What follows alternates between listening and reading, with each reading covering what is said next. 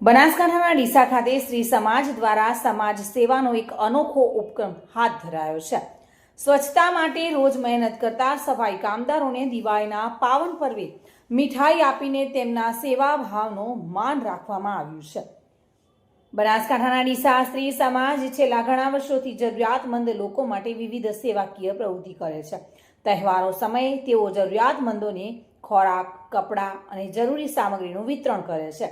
આજે ડીસા સ્ત્રી સમાજ દ્વારા ડીસા નગરપાલિકાના સફાઈ કામદારો જેઓ શહેરને સ્વચ્છ અને સુંદર રાખવા અવિરત મહેનત કરે છે તેમને દિવાળીની મીઠાઈ આપી સન્માનિત કરવામાં આવ્યા હતા। સ્ત્રી સમાજ ડીસા તરફથી સૌને નવા વર્ષની શુભકામનાઓ। અમે દર વર્ષે સફાઈ કામદારો અને કચરાની ગાડીઓવાળાને કાયમ મીઠાઈનો પ્રોજેક્ટ કરીએ છીએ અને દર વર્ષે સારી સંખ્યામાં બધા કામદારો આવી અને અમે વિતરણ બધાનું સારી રીતે પતાવીએ છીએ। દર વર્ષે અમારો આ પ્રોજેક્ટ સક્સેસ જાય છે। આભાર। સમાજ તરફથી સફાઈ કામદારો અને જે રાત્રે જે કચરાની ગાડીઓવાળા છે એમને બધાને અમે હર વર્ષે મીઠાઈનું વિતરણ કરીએ છીએ અને સ્ત્રી સમાજ તરફથી એમને નવા વર્ષની અમે શુભકામના આપીએ છીએ અને આ અમારો પ્રોજેક્ટ હર વર્ષે અમે એમને મીઠાઈને બધું આપતા રહેવાના છીએ।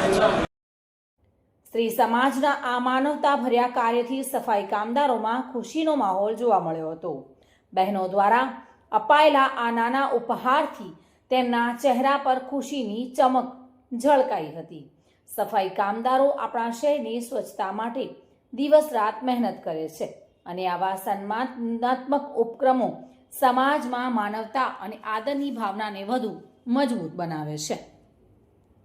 ચિરાગ શ્રીમાળી સાથે bureau report, today Gujarati news.